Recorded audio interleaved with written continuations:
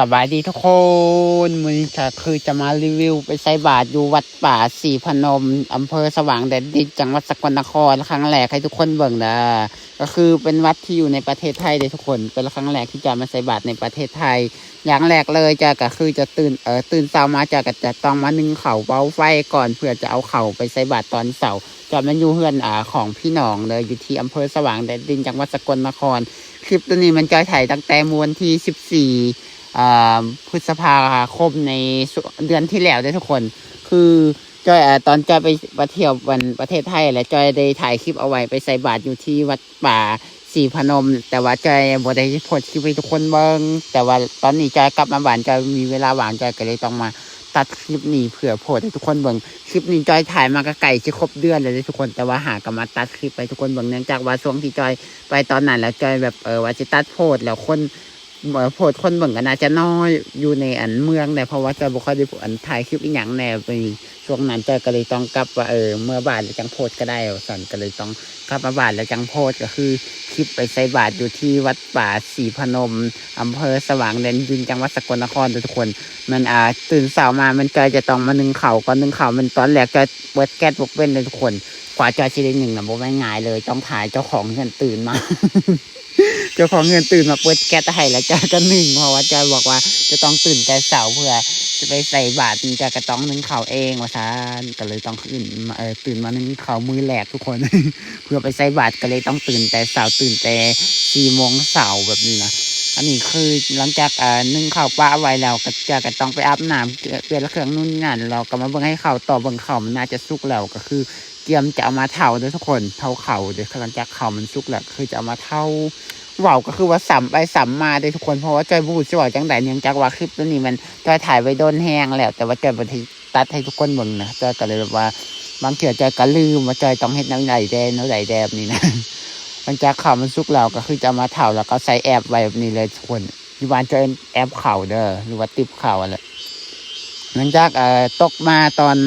6 โมงเช้ามันเริ่มแบบแจ้งแล้วก็เลยสิพาไปวัดก็คือสิไปนำแล้วก็ลูกของเนี่ยเราสิไปวัดแต่ตอนเช้าทุกคนจะไปวัดอยู่นี่วัดที่เราจะไปเป็นวัดป่าศรีพ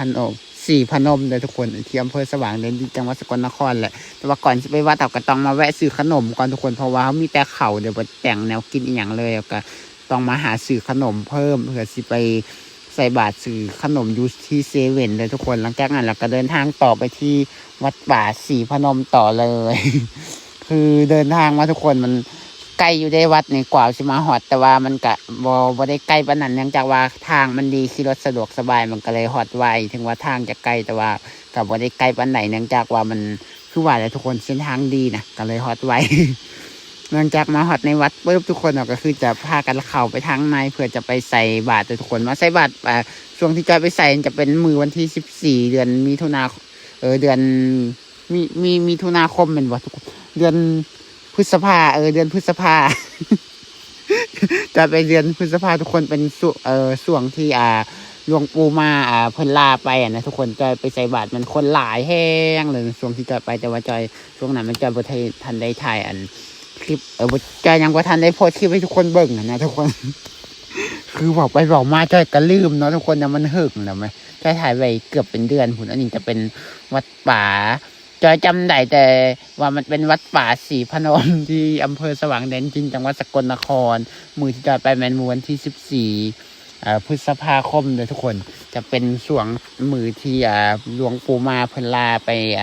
นะทุกคนก็เลยคนหลายนะคือเขามาหนังถ่าทุกคนพระเพิ่นก็สิมาเป็นแถวให้เรายืนเป็นแถวเฮามันอยู่แถวที่2ทางฝั่งนี้ทุกคนเขาก็เลยต้องยืนท่า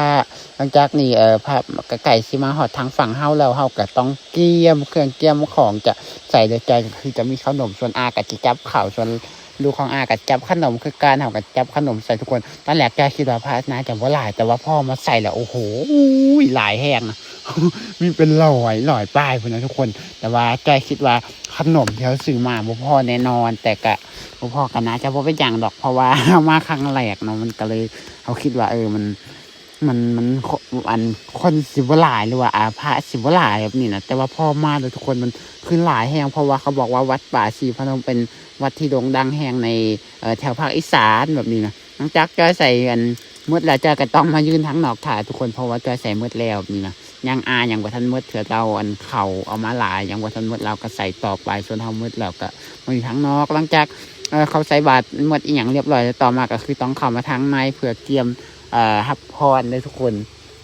คือเข้ามาทางในวัดเพื่อเตรียมรับพรนู่นนี่นั่นเด้อ